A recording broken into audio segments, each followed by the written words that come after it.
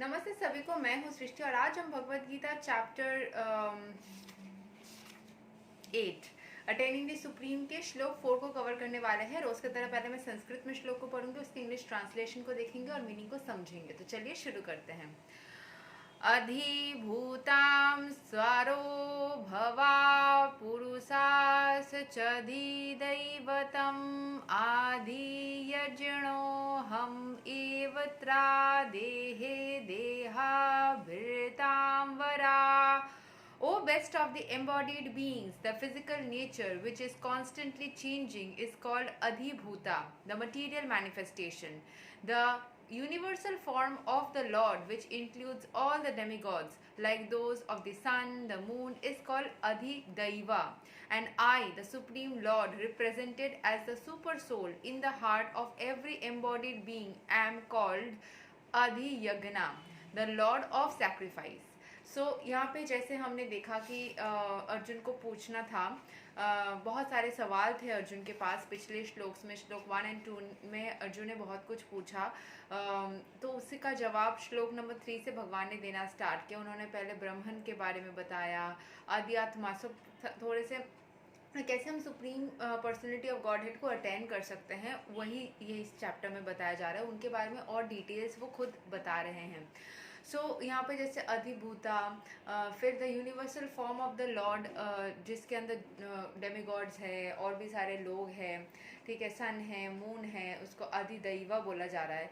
And I the supreme lord represented as a super soul in the heart of every embodied being am called Adhiyajna, the lord of sacrifice. तो भगवान को Lord of sacrifice, क्योंकि अर्जुन ने पूछा था कि Lord of sacrifice कौन है, तो भगवान बोल रहे वो खुद ही लॉर्ड ऑफ सैक्रिफाइस है। एंड जितने भी सारे एम्बॉडीड मतलब यहाँ पे जितने भी सारे O best of the embodied beings, the physical nature which is constantly changing is called Adhibhuta, the material manifestation. The universal form of the Lord which includes all the demigods, उसके अंदर demigods है, सन है, moon है, उनको अधिदैवा बोला जा रहा है। 3 फॉर्म्स में है। यहाँ के एक्सप्लेनेशन को पढ़ते हैं और क्लियर हो जाएगा। अधिभूता, अधिदैवा एंड अधियज्ञा, 3 फॉर्म्स के बारे में बात किया गया है। So the physical nature is constantly changing. Material bodies generally pass through 6 stages. They are born, they grow, they remain for some duration, they produce some byproducts, they dwindle, and at certain point, and then they vanish. This physical nature is called Adhibhuta. It is created at a certain point and will be annihilated at a certain point. So जो जितने भी सारे material bodies है वो सारे जन्म लेते हैं, बड़े होते हैं, कुछ समय के लिए रहते हैं, कुछ चीज़ें वो प्रोड्यूस करते हैं, फिर वो ड्विंडल करके फिर से वैनिश हो जाते हैं। यही प्रोसेस है। तो फिजिकल नेचर इसको बोला जाता है अधिभूता. It is created at a certain point and will be annihilated, मतलब एक टाइम वो क्रिएट होता है और एक टाइम के बाद वो चला भी जाता है। जैसे जीवन और मृत्यु का जो साइकिल है, हम सभी एक बार के लिए आते हैं, कुछ समय के लिए रहते हैं, फिर चले जाते हैं. So the conception of the universal form of the Supreme Lord, which includes all the demigods and their different planets, is called Adhidaivata. तो जितने भी सारे डेमिगॉड्स हैं, भगवान universal form of supreme Lord जो है, उसके अंदर बहुत सारे डेमिगॉड्स हैं एंड दे डिफरेंट, उनके बहुत सारे प्लैनेट्स भी है, तो उसको अधिदैवता बोला जाता है. एंड और ये चीज़ भी बोला गया था कि हर एक जो इंसान है, जानवर है, हर कोई अपने कर्म फल के हिसाब से, इंसान भी कभी कभी डेमिगॉड का जगह ले सकता है. इसीलिए कुछ लोग आप देखेंगे कि स्वामी बन जाते हैं, धरती में रहते हुए ही उनको बहुत मतलब सम्मान दिया जाता है, भगवान माना जाता है, गुरुजी बन जाते हैं, बड़े बड़े आपके बहुत फेमस लोग बनते हैं ना, जो कि स्पिरिचुअलिटी के लाइफ में ही, और कुछ जो बहुत ग्लैमर वर्ल्ड में भी या फिर अलग अलग प्रोफेशन से बहुत बड़े बनते हैं, तो वो अपने कर्म के हिसाब से बनते हैं, उनको भगवान जैसा माना जाता है. बहुत सारे फिल्म सेलिब्रिटीज़ भी है ना, जिनको बहुत सारे लोग भगवान जैसे देखते हैं या फिर उस तरीके से सम्मान देते हैं. So it's all because of यही एक टाइप का डेमिगॉड. देखिए अभी आप दुर्गा, काली, सरस्वती, ये सब फॉर्म में, या फिर नवग्रह, ये सारे फॉर्म में तो डेमिगॉड हम लोग नहीं बन सकते, बट दुनिया में रह के ही कुछ लोग भगवान जैसा वो चीज़ हासिल करते हैं तो वो उनके अच्छे कर्म का ही फल होता है। तो उसमें हम जज करने वाले कोई नहीं होते, क्योंकि कभी कभी होता है कि वो इस जन्म में शायद कुछ गड़बड़ कर रहे हैं फिर भी उनको उतना सम्मान मिल रहा है, तो हमें लगता है कि कैसे पॉसिबल है। हो सकता है कभी ना कभी उन्होंने बहुत सारे अच्छाई की हो और उन सब जमा होके एक जन्म में उनको मिल रहा हो। और जब खराब होता है किसी के साथ, हो सकता है वो इंसान उतना बुरा नहीं है फिर भी उसके साथ काफ़ी कुछ बुरा हो रहा है, तो हो सकता है छोटा छोटा करके जमा होके एक बार में पूरा, वो हमें नहीं पता किस तरीके से उसको रेगुलेट, वो कार्मिक साइकिल किस तरीके से उनके लाइफ में घटित हो रहा है वो हमें नहीं पता, क्योंकि हम वो कैलकुलेटर नहीं है। राइट। जितना हो सके हम अगर सरेंडर कर दे खुद को भगवान के हाथ में ना, तो चीज़ें सिंपलर हो जाएंगी। और आप कुछ भी हो जाए लाइफ में, जो मुझे फील होता है कि कुछ भी हो जाए लाइफ में ना, जो जिस टाइम आपके लिए सही है वही चीज़ आपके साथ घटित होगी। बस आपको वो भगवान के हाथ को पकड़ लेना है, आपको पकड़ लेना है, बस विश्वास रखना है कि ये वाला जो है एकदम सही है, ठीक है, ये वाला हाथ पकड़ना बिल्कुल सही है। तो उस तरीके से तो एंड प्रेजेंट कहाँ है, and all the demigods and the different planets, sorry, and present in the body along with the individual soul is a super soul, a plenary representation of Lord Krishna. The super soul is called the Paramatma or Adhiyagna and is situated in the heart. The word Eva is particularly important in the context of this verse because by the word the Lord stresses that the Paramatma is not different from him. The super soul, the supreme personality of Godhead seated beside the individual soul, is the witness of the individual soul's activities and is the source of the soul's various types of consciousness. The super soul gives the individual soul an opportunity to act freely and witness his activities. तो यहाँ पे हमारे सबके अंदर वो super soul present है, जैसे individual souls है उसके अंदर सुपर सोल भी प्रेजेंट है बॉडी के अंदर।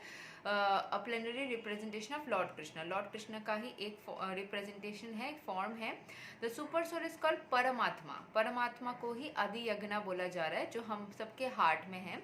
The word Eva is particularly important in the context of this verse because by this word the Lord stresses that the Paramatma is not different from him. तो ये Eva word से यही वो बताना चाह रहे, क्योंकि इवत्र देहे देहा बृहत्तम वरा जो लिखा है ना, तो ईवा वर्ड से वो यही बताना चाह रहे थे कि जो असुर है ना उनके हृदय में भी ईश्वर है, बस उन्होंने वो चेतना नहीं जगाई होगी या उस सुपर सोल के पास सरेंडर नहीं किया होगा, उस वाइब्रेशन में खुद को वाइब्रेट नहीं करवाया होगा, जिस वजह से उन्होंने गलत दिशा को चूज़ किया। क्योंकि हमारे इसी पर्टिकुलर वर्ल्ड में बहुत सारे लोग हैं जो कि अच्छे हैं एंड बहुत सारे लोग हैं जो कि दूसरों का क्षति करते हैं।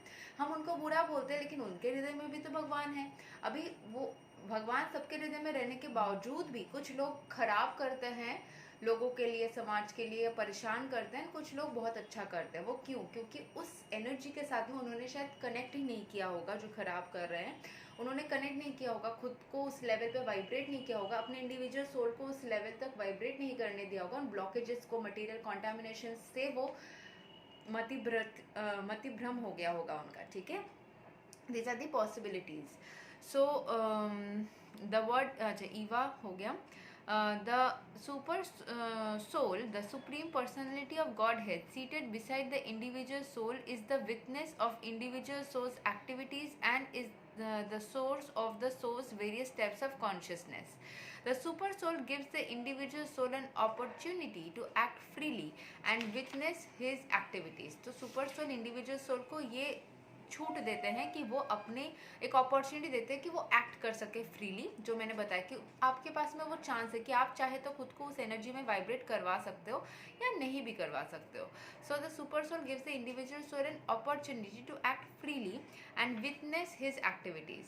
The functions of all these different manifestations of the Supreme Lord automatically become clarified for the pure Krishna conscious devotee engaged in transcendental service to the Lord. The gigantic universal form of the Lord called Adhidaivata is contemplated by the neophyte who cannot approach the Supreme Lord in his manifestation as Super Soul. The neophyte is advised to contemplate the universal form or Virat Purusa, whose legs are considered the lower planets, whose eyes are considered the sun and moon, and whose head is considered the upper planetary system. तो यहाँ पे जो बोला गया है कि the functions of all this different in manifestation के जो डिफरेंट फंक्शंस है of the supreme Lord automatically become clarified for the pure Krishna conscious devotee. तो जो प्योर कृष्ण कॉन्शियस डिवोटी है उनके पास में ये धीरे धीरे उनको क्लैरिटी मिलना स्टार्ट हो जाता है कि उनको क्या करना चाहिए लाइफ में कैसे चलना चाहिए, वो उनके पास वो क्लैरिटी आ जाता है. And is engaged in transcendental service to the lord. वो ईश्वर के साथ में उनको सर्विस करने में लगे रहते हैं. तो उनको धीरे धीरे इन सब सर्विसेज करते करते ईश्वर के भावना में रहते रहते एक अच्छी वाइब्रेशन में वाइब्रेट होते होते उनको बहुत सारी चीज़ों की क्लैरिटी मिलना स्टार्ट हो जाती है. उनकी जो इंट्यूटिव लेवल है वो स्ट्रॉन्ग होना स्टार्ट हो जाती है. The gigantic universal form of the Lord called Adi Daivata is contemplated by the neophyte who cannot approach the Supreme Lord in his manifestation as Super Soul. The neophyte is advised to contemplate the universal form as Virat Purusha, whose legs are considered the lower planets, whose eyes are considered the sun and moon, and whose head is considered the upper planetary system. तो मैंने 2 बार इसको पढ़ दिया.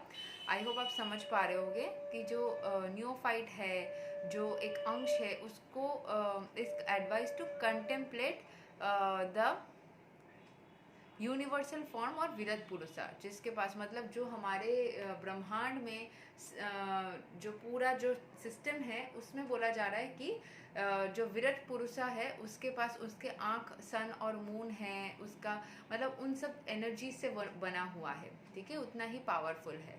तो यहाँ पे just चीज़ें बताया जा रहा था दुनिया में अधिदैवता कौन है, मतलब जो सैक्रिफाइस हम जाइंजेंटिक यूनिवर्सल फॉर्म जो भगवान के हैं वो एक बहुत बड़ा पुरुष है जो भगवान का एक रूप है. उनके 2 आँख में एक सन है, एक मून है.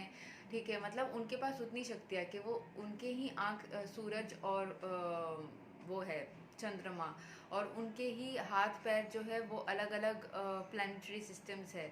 तो वो पूरी ब्रह्मांड से बने हुए हैं. ठीक है, सो इस वाले पर्टिकुलर श्लोक में हमने अलग अलग चीज़ें समझा कि इंसान के बारे में उनको कौन से नाम से बुलाया जाता है. अधिभूता, अधिदैवता. ठीक है, फिर अधि यज्ञा और हाँ, ये 3 ही है फॉर्म जिनके बारे में हमने सीखा. थोड़ा सा डिफरेंट था श्लोक क्योंकि इंफॉर्मेटिव है ये. इसमें बहुत ज़्यादा स्पिरिचुअलिटी के साथ में कैसे हमें कनेक्ट करना है भगवान को, उन सब से भी ज़्यादा यहाँ पे इंफॉर्मेटिव है. क्योंकि अर्जुन ने भी क्वेश्चंस इन्फॉर्मेशन वाइज ही पूछा है कि उसको बस जानना है कुछ चीज़ें, मटीरियल चीज़ें कौन है, सैक्रिफाइस कौन है. तो ये सारी चीज़ें अर्जुन को सवाल थे. इसको अगर आप लोग को मतलब मैंने अपने हिसाब से जितना हो सके समझाया है. फिर भी श्लोक का अगर आप लोग को लगता है कि कहीं से और डिटेल में समझना है तो आप लोग Bhagavad Gita as it is खरीद भी सकते हो और खुद पढ़ के अच्छे से जान सकते हो. मैं इस्कॉन से कोई प्रमोशन नहीं कर रही हूँ, बट ये वाला गीता मुझे दान में मिला था इस्कॉन से. मैंने पहले भी आप लोगों को बोला है. ये माला बैग भी मुझे किसी इस्कॉन फॉलोअर ने ही दान किया था माला के साथ में. सो मुझे तो सब कुछ दान में ही मिला है ईश्वर की कृपा से. ईश्वर की ही दान है, लोगों के ज़रिए हुई होंगी. तो आप लोग भी इसको परचेज़ करके इसको डिटेल में पढ़ सकते हो और समझ सकते हो. मैंने अपने हिसाब से जितना समझ में आ रहा है, मेरे बुद्धि में जितना ये आ रहा है उस हिसाब से आप लोग को बता रही हूँ लाइन बाय लाइन पढ़ के. लेकिन आप लोग को और अच्छे से समझना होगा तो आप इस बुक को अपने पास रख के भी पढ़ सकते हैं. मिलते हैं अगले श्लोक में जहाँ पे हम भगवद गीता चैप्टर 8 के श्लोक 5 को कवर करेंगे. तब तक के लिए हरे कृष्णा, राधे राधे, जय श्री राम.